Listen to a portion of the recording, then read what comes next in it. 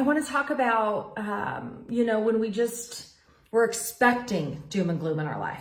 Maybe because our past, we just kept, getting struck by, one thing after another happening over and over and over again. It's just kind of keeping us in a doom and gloom state, right? If you're feeling this way, I totally get it. Like I said, I used to feel like my life was a roller coaster of emotions, disappointment after another disappointment. And I felt like I couldn't ever be happy. I never had that joy in my life that people would talk about. And there was always something around the corner that seemed to just bring me down. My kids would get sick, or my husband was consumed with work, or my job was a drag, or maybe a friend, had cancer, or the house was just a mess. Whatever it was, I would find myself thinking there's nothing to look forward to. Nothing good is happening. And what is there hope for? I just would feel so overwhelmed and think I don't have anything to be hopeful for, even though I had a good life. I would have what you would say is a good life. I just didn't feel hopeful. And so if you're finding yourself in this place, thinking there is no hope for your happy, I want to tell you the sun is shining. Even if the sun is not shining outside, the sun is shining even when you can't see it. God is working even when you can't see it. And if you're feeling alone, he is with you, even if you can't feel him. So just as spring is coming back around, goodness will follow this day. But we have to change our mind to see it. Just as the birds start building their nests out, in the trees right now, I've noticed them building them. God is planning your future. He's building up your future. But we have to learn to have a different perspective so that we can see his path, so that we can feel him more and see what he's laying before us. We have to stay close to him. Instead of closing our eyes to what's true, we have to stay close to him so that we can see him. So just as that, warm air is really starting to fill the skies, peace it'll start to fill your heart. And I believe that. I believe that with all my heart. For every bad, there is a good. For every negative, there is a positive. But when we've been feeding our minds with so much negativity and unhealthy thoughts, it's your brain's normal to only see the bad, even though good is happening. So I like to say it's not your fault, it's your brain's fault, because it is. Your brain will start looping thoughts of negativity, and that's really all that you can see. But the great news is you can get control of that.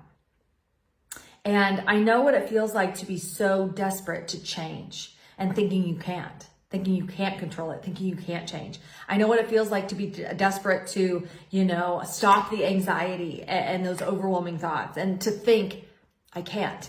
There's no way I can do this, right? And so I want you to know I've been there. You're not alone, and I want that hope for you. I want God's word and truth of who he created you to be your hope today. He says he created you. He created you on purpose for a purpose, and it's for good. And the Bible tells us that Jesus died for us. That means for you, for me. He died for us to be set free. So the way you feel, it makes you feel stuck, right? It makes you feel held down. The way we feel, it can feel normal because we've been there for so long. We've been feeling the anxiety, the worry, the frustration, the doubt for so long. It feels like our normal. So what you're doing, the thoughts you're thinking can seem normal because of what you've been thinking for so long. Your brain will say, this is just who you are. There's nothing you can do to change, but God says you are free. Jesus came to set you free, and not just for eternity, but for now, today, where you are. So I want you to understand something that's so important. You're only stuck in your mind. So to change what you do, you have to change what you're thinking of you. That's where it all starts. To get control of how you feel, to change your coping mechanisms, the things that are keeping you stuck, the obsessive, compulsive disorders, the constant, not being able to get out of bed, and the physical things that you're doing that are keeping you unhealthy. To get control of that, not just how we feel, but to get control of those coping mechanisms, we have to change what we're thinking about our ability to do things differently. That's how we're set free. God created you for greatness. Not just me, not just your neighbor, not just your friend. He created you for greatness, not just the lady at Bible study, you. So I want you to understand this today. It's not true that bad and negative are your normal. It's true that bad and negative are normal for your brain to see. There's a big difference. There's a big difference of what your brain is focusing on and what's true for you. But you have to decide to see the good. You have to decide to see the positive. You have to learn to believe God's truth instead of what your brain is telling you. And not just believe it's true, but believe how it is true for you. So the thoughts about what's going wrong that are beginning to just cause stress and anxiety and even deep sorrow, they can be turned into thoughts of what's going right that bring peace and contentment and joy, even in the worst circumstances. I know it sounds hard, but it's really simple. It's really simple.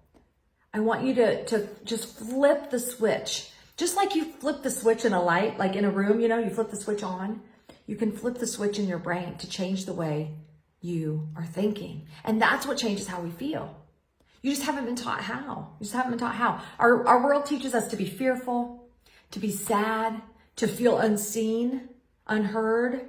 I mean, turn on the news and that proves to be true. There's no good news. It's all bad news, right? Because that's what our chaotic world has been conditioned to view as entertainment, the bad news.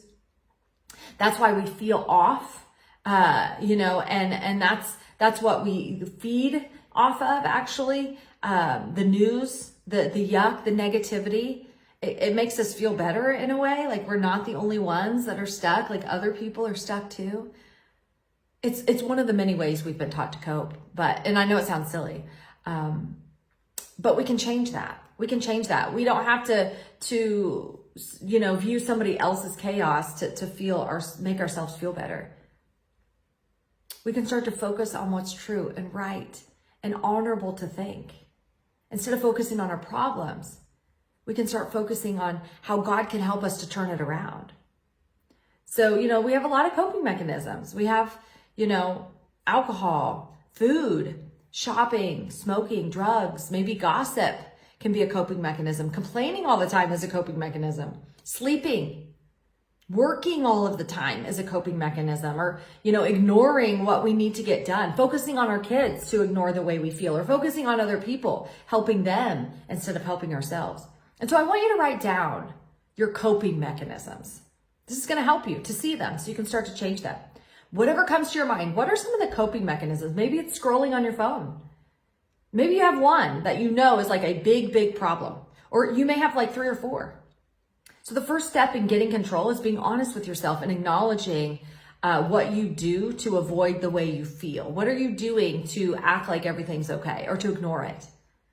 So we have to start recognizing the junk that we're putting into our minds. I know I mindlessly scroll on my phone. That's something that I should minimize. We need to understand the stress that we're causing ourselves and fearing the unknown or ignoring what's going on by avoiding. So we have to stop and realize what we're doing to avoid and start to help ourselves to understand truth and how we can move forward in changing to be successful, to feel successful. So, our brain, the human brain is amazing. It's like a computer. But we're so influenced by the world, right? And so the world starts to change our software in our brain. We start to create like glitches in our mind because of what the world teaches us. And the only thing that can fix what the world teaches us over time is the word, God's word. There is power in believing God's truth, and not just believing it's true, but that it's true for you. So I want to give you some good news today. Not only is learning to recognize your brain with God's truth guaranteed to change the way that you think and feel, to bring you joy, peace, and goodness, like his word says, but it will help you change your actions. It will help you to change those coping mechanisms.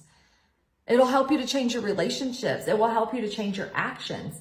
And it will help you to change, just to feel God more and see him more in your life and understand the purpose that he created just for you. And you can do it. You can do it. The Bible tells us so. Romans 12:2. You can be transformed by renewing your mind to see the good and pleasing will. So it's not hard. It's not hard, but we have to decide to learn how to think differently and learn simple strategies and tools that can help us. The habitual thoughts that are keeping you in the dark of winter in spring are much harder to stay in those thoughts. It's much harder than renewing your mind, than reconditioning the thoughts to feel better. But you have to decide. You have to decide to let go of the coping mechanisms and use that time that you would be using with the coping mechanisms to start to learn how to change your thought patterns so that you can feel better. You have to decide no more unbelief in your ability to change. You can do it. It's 100% possible. And that is so exciting that you can.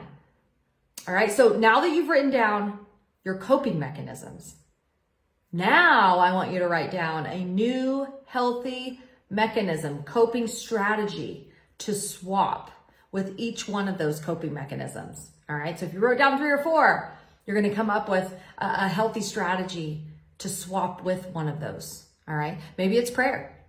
Maybe it's reading God's word. Maybe it's eating better food. Maybe it's taking a walk outside, right? Devotional time. Learning in my 12-week anxiety unashamed course. That will completely change your life. I'll tell you that. What can you start doing to learn more about God's truth for you? Instead of shopping, sleeping, drinking, avoiding, isolating, I want you to start talking back to your problems. Talk back to your brain. Tell it what's true.